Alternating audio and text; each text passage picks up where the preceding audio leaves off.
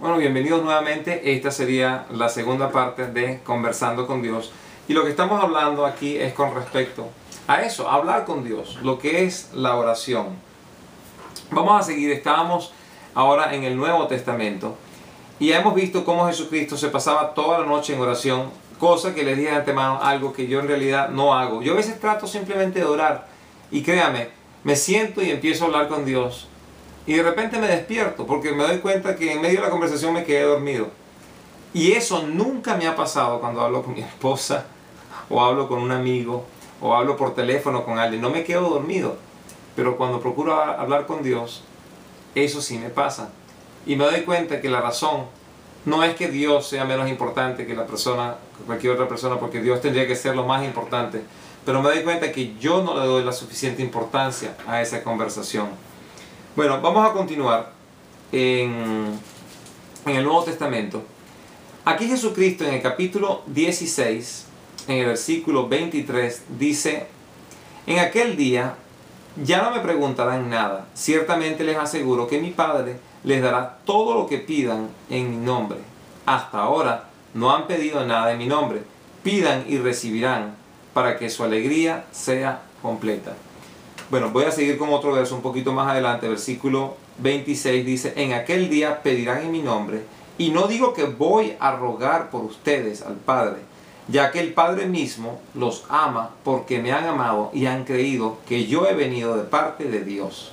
Salí del Padre y vine al mundo. Ahora dejo de nuevo el mundo y vuelvo al Padre. ¿De qué está hablando aquí Jesucristo? Jesucristo está simplemente diciendo a sus discípulos: de ahora en adelante ustedes van a hablar con Dios de una manera como nunca han hablado con anterioridad. Ahora ustedes, a este Dios con el cual ustedes antes se acercaban a Él en conversaciones, de oraciones, ahora cuando hablen con Él y le pidan, van a pedirle en mi nombre.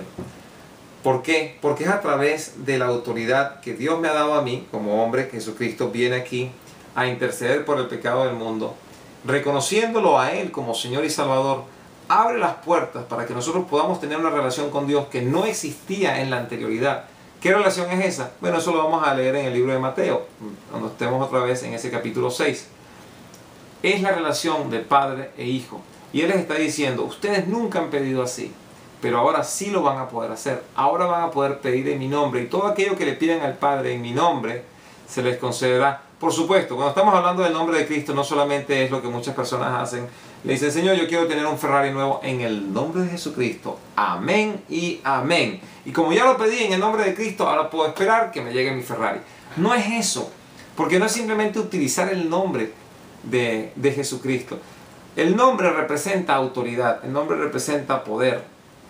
¿Por qué eran muertos? ¿Por qué mataban a los discípulos de Jesús? Lo mataban precisamente por el nombre de Jesucristo. Porque ellos, cuando hacían estos milagros y le preguntaban: ¿y en nombre de quién están haciendo esto? Y ellos decían: esto está siendo hecho en el nombre de Jesucristo. Básicamente está diciendo: por el poder concedido por Dios a Jesús, y nosotros en el nombre de Él somos capaces de hacer todos estos milagros.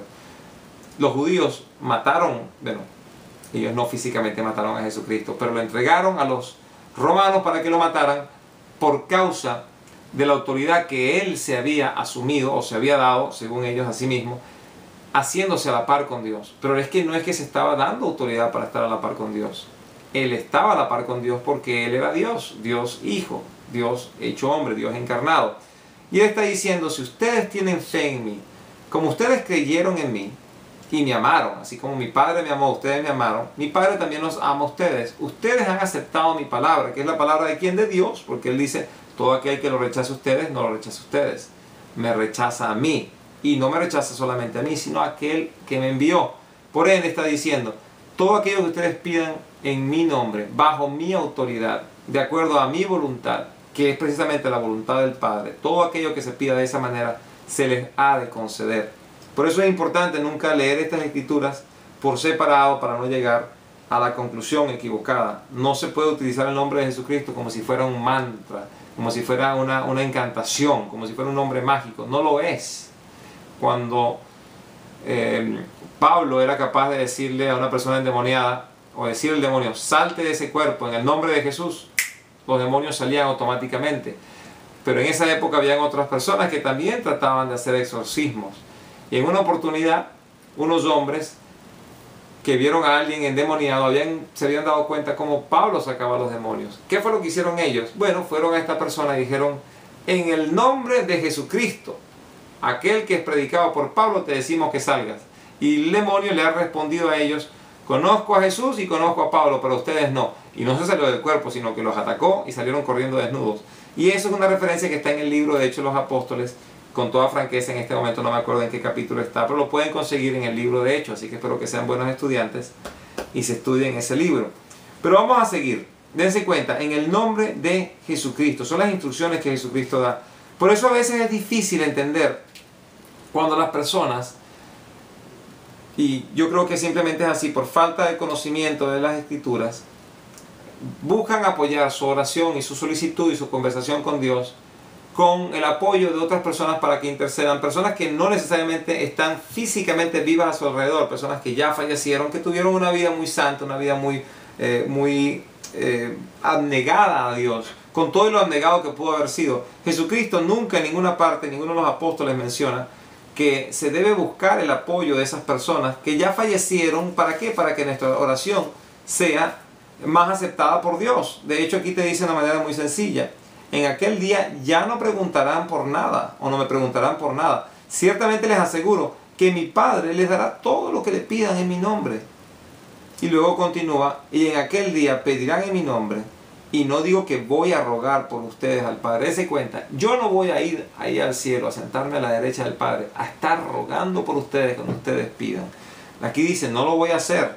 En aquel día pedirán en mi nombre, y no digo que voy a rogar por ustedes al Padre, ya que el Padre mismo los ama, porque me han amado y han creído que he venido del Padre, de parte de Dios.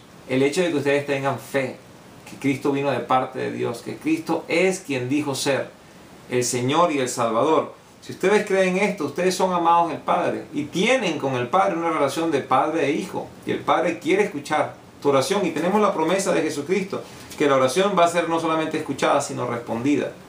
Eso sí, no se disgusten cuando la respuesta sea no. Como buen padre que Dios es mejor recibir un no dado por Dios que un sí cuando viene de nuestra voluntad. ¿Por qué? Porque el sí de nuestra voluntad puede destruirnos, pero un no dado por Dios es precisamente ¿para qué? Para convertirnos y hacernos a la imagen de Jesucristo. En otra oportunidad, en el libro de Hechos de los Apóstoles, en el capítulo 6, lo que había estado ocurriendo en esta sección es que los apóstoles se dan cuenta que parte de su trabajo estaba siendo interrumpido por las necesidades momentáneas que estaban sintiendo las personas, entre ellas la distribución de la comida. Y aquí vienen a expresar ellos lo que sentían y lo que era el ministerio apostólico, la importancia que tenía ese ministerio. Quiero que escuchen esto. Está en el capítulo 6, en el versículo, mitad de versículo 2, dice: no está bien que nosotros, los apóstoles, descuidemos el ministerio de la palabra de Dios para servir las mesas. Hermanos, escojan de entre ustedes a 7 hombres de buena reputación, llenos del espíritu y de sabiduría, para encargarles esta responsabilidad. Así nosotros nos dedicaremos de lleno a la oración y al ministerio de la palabra. A la oración, sí, para dedicarnos de lleno a conversar con Dios, a hablar con Él, a interceder por ustedes, a conversar, a orar, a pedirle a Dios su guía, su provisión, no solamente para ellos, sino para la iglesia. Y también parte de su ministerio dice: y al ministerio de la palabra. ¿Cuál es el ministerio de la palabra? Estudiar la palabra, la lectura pública de la palabra, ministrar la palabra, enseñar la palabra. Bueno, aquí hay otro pasaje un poco más adelante, mismo libro de Hechos de los Apóstoles, capítulo 12. Pedro había estado preso, y la razón que estaba preso no es porque era ladrón, ni porque era tramposo, ni mentiroso, no es que había roto ninguna ley. Si acaso alguna ley hubiese roto, era la ley de no predicar en el nombre de Jesucristo, y él estaba predicando en el nombre de Jesucristo. Bueno, a él lo arrestan con la intención de matarlo, pero Dios tenía planes diferentes para nuestro amigo Pedro. ¿Y qué es lo que está ocurriendo? Viene un ángel y mandado por supuesto por Dios, va a sacar a Pedro de la cárcel. Y cuando saca a Pedro de la cárcel, Pedro piensa que está dentro de un sueño. Pedro por supuesto siente que el ángel lo despierta, el ángel le va a decir: Pedro, incorpórate, vístete, ponte tus zapatillas o tu calzado y sígueme. Se le han caído las cadenas que lo sujetaban, los guardias se quedan inmóviles como si nada estuviese pasando, tal vez están dormidos en un estado de éxtasis. Las puertas de la prisión, de la celda se abren, luego las puertas de la prisión se abren. Pedro va caminando como si estuviese en un sueño y sale de la prisión. Y es luego, después de haber salido, cuando está en las calles, que dice: esto no fue un sueño, esto es una realidad. Dios me ha sacado de la cárcel.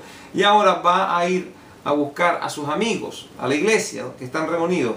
Bueno, aquí dice que en el versículo 12 de ese mismo capítulo 12 dice: cuando cayó en cuenta de esto, fue a casa de María, la madre de Juan, apodado Marcos, donde muchas personas estaban reunidas orando. Llamó a la puerta de la calle y salió a responder una sierva llamada Rode. Y al reconocer la voz de Pedro, se puso tan contenta que volvió corriendo sin abrir. Regresó a hablarle a los discípulos diciendo: ya Pedro está ahí abajo, pero ni siquiera abrió la puerta de la emoción. Pero lo que les quiero decir con eso es que aquí nos dice claramente qué es lo que estaban haciendo en la casa. Estaban orando. Ahora, que la oración haya sido lo que hizo que Dios sacara a Pedro de la cárcel, yo con toda franqueza no lo creo. Son las palabras de un maestro que ya falleció algo de tiempo, lo he mencionado antes, que es Donald Grey Barnhouse. Y en una oportunidad había ido a una iglesia a dar una conferencia y se paró detrás del púlpito. Va a comenzar a dar su sermón y él dice: la oración no cambia nada. Y con esas palabras dejó a toda la audiencia en estado de shock. ¿Por qué? Porque ellos pensaban que, bueno, lo que me va a decir con respecto a la oración es que la oración cambia todo.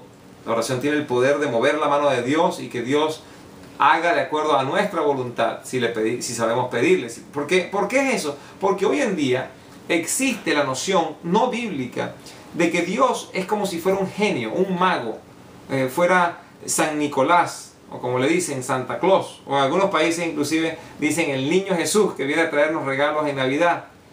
Dios no es así.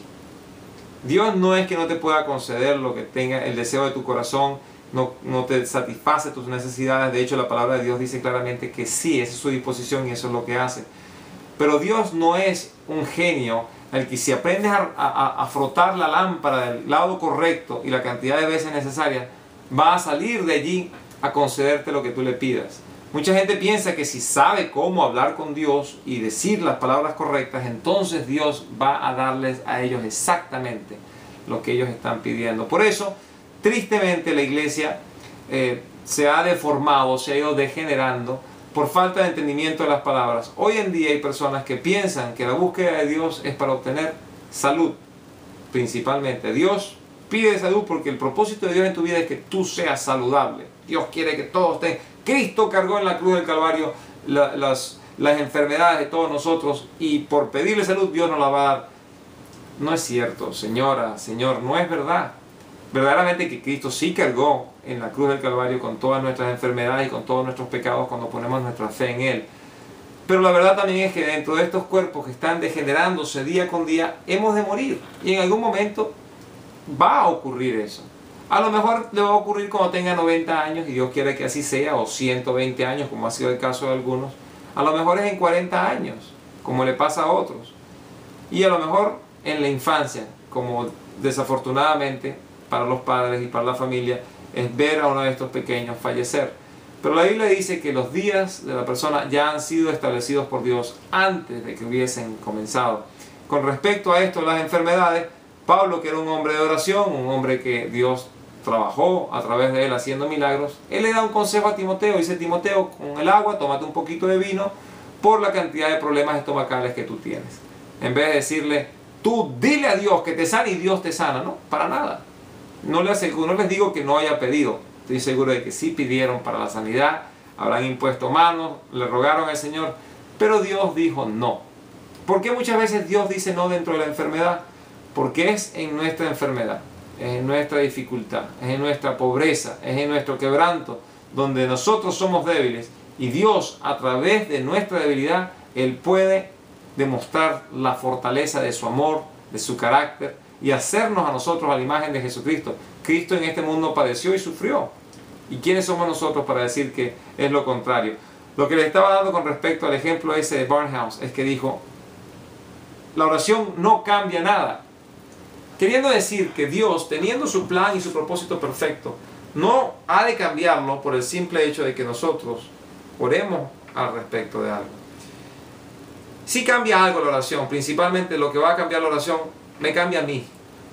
La oración me transforma a mí al entender que el propósito de Dios para mi vida es mucho más importante que el propósito que yo puedo tener. En esa conversación, en esa solicitud que tengo con Dios, en eso de enseñarle al Señor, mira Señor, esto es lo que yo soy, afligido, golpeado, dolido, llorándole al Señor y conversando con Él, yo le puedo hacer mi petición. Pero cuando Dios me dice que sí, o Dios me dice que no, o Dios me dice más tarde, yo tengo que aprender a estar satisfecho con su respuesta y estar contento con su respuesta, a sabienda de que Él me ha escuchado y que está trabajando dentro de mi necesidad y dentro de mi dificultad. Por ende, sí cambia la oración algo, me cambia a mí. Por supuesto, si usted leyendo las Escrituras llega a un concepto diferente diciendo sí hay formas de que yo ore y Dios tiene o va a terminar haciendo lo que yo quiero que Él haga, bueno, esa va a ser la conclusión a la que usted a lo mejor llegue. Yo particularmente no llego a esa conclusión. Me doy cuenta de la oración que hace Jesucristo en el jardín del Getsemaní. Cuando Él está orando al Padre y dice, Señor, aparta este cáliz de mí, o esta copa de sufrimiento, mas no sea mi voluntad, hágase tu voluntad.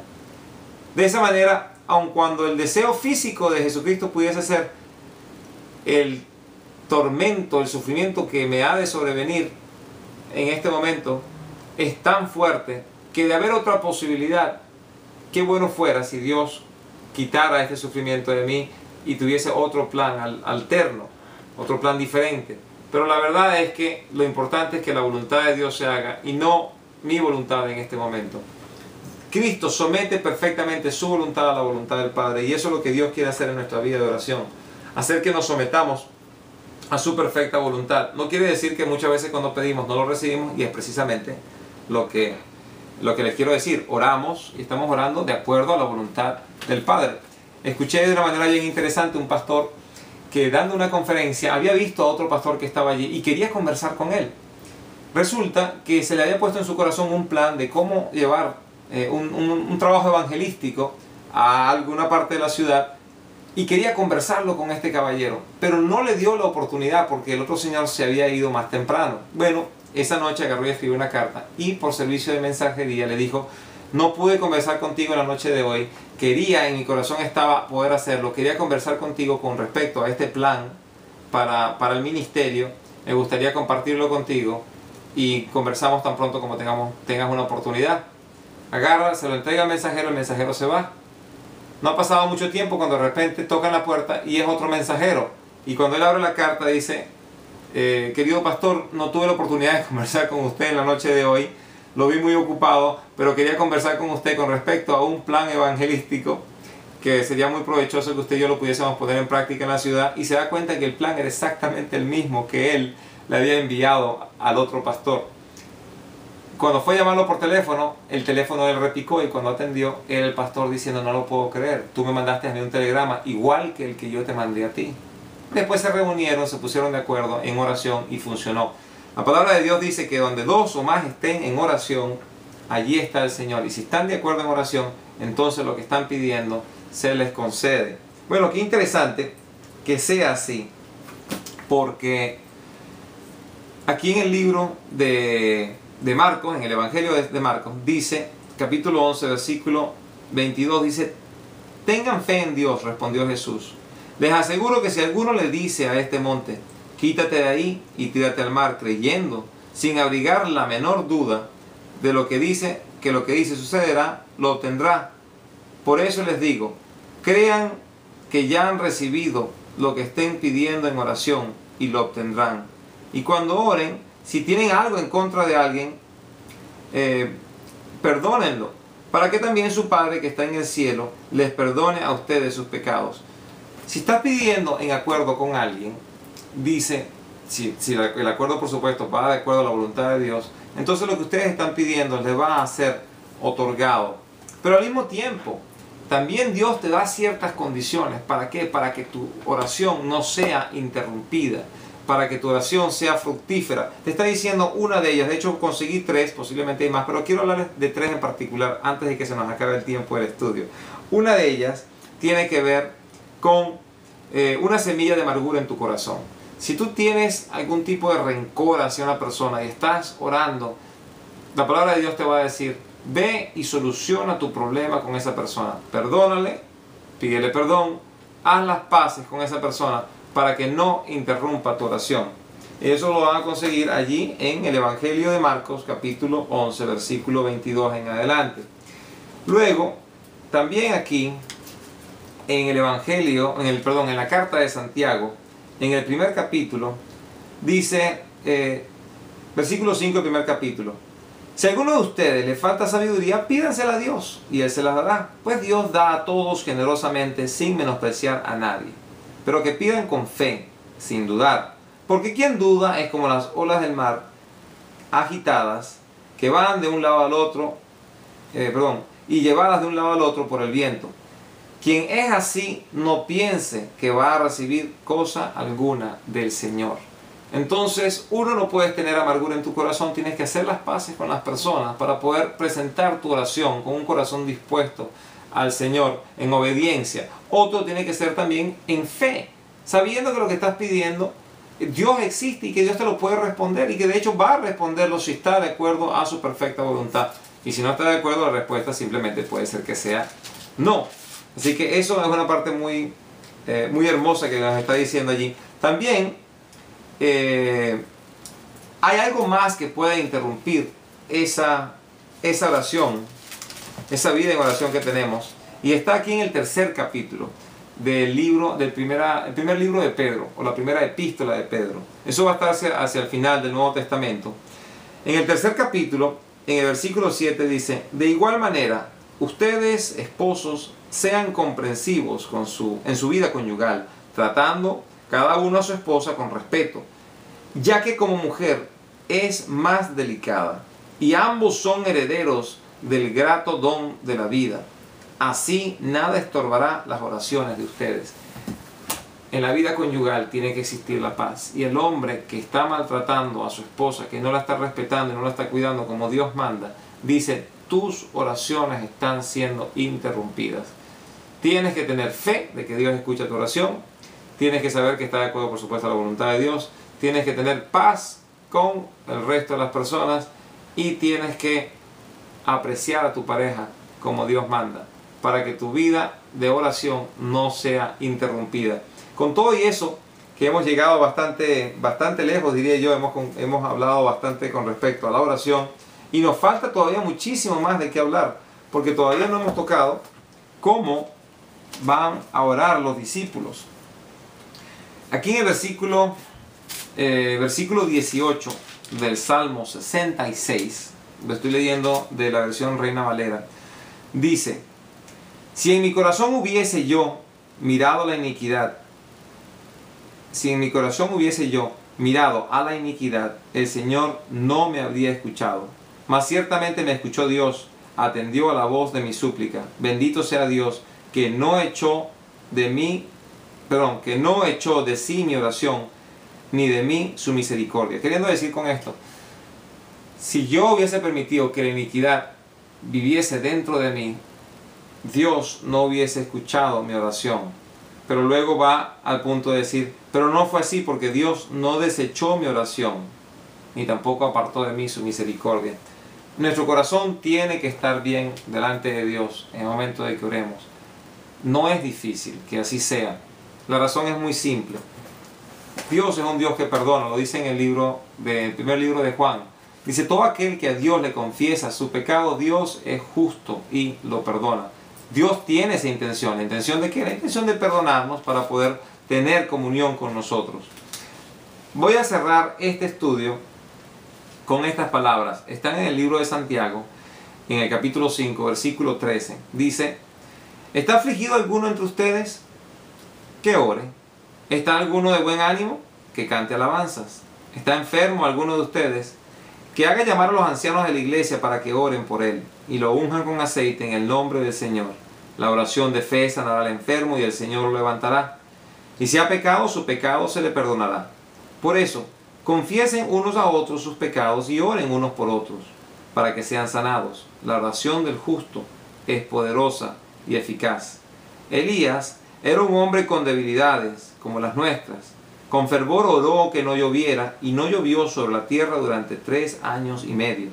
Y volvió a orar, y el cielo dio su lluvia, y la tierra produjo sus frutos. Hermanos míos, si alguno de ustedes se extravía de la verdad y otro lo hace volver a ella, recuerden que quien hace volver a un pecador de su extravío lo salvará de la muerte y cubrirá muchos pecados. Con eso se cierra el libro de Santiago. Y con eso estamos cerrando esta etapa de este estudio de la oración. Todavía vamos a continuar con la oración en la siguiente etapa. Lo que les quiero decir con esto es que la oración sí es eficaz. No quiero decir que Dios cambie su intención y su voluntad por nuestra oración, pero la oración sí es eficaz. Existe una manera como esta oración y la voluntad de Dios se entrelazan, cómo esta oración hace que nosotros y Él podamos tener comunión, como un padre cuando está hablando y está escuchando a su hijo. Como un hijo puede venir a un padre en necesidad, a sabiendas de que el padre, lleno de amor, tiene la disposición no solamente de escuchar, pero la disposición por ese amor de ayudar. Así que yo, como les digo, yo no les hago este estudio porque yo sea la persona más eficiente con respecto a su vida espiritual en el sentido de la oración. Sí hablo con Dios, hablo todos los días con Él a través del día, no necesariamente tanto como debería, no necesariamente mejor de lo que lo hacen ustedes. Tengo mucho que aprender, así como ustedes también tienen mucho que aprender. Y aprendamos juntos estudiando y meditando en la palabra. Espero que hayan disfrutado de este estudio, compártanlo con sus amigos y vamos por supuesto a continuar en la siguiente etapa de este estudio. Con permiso.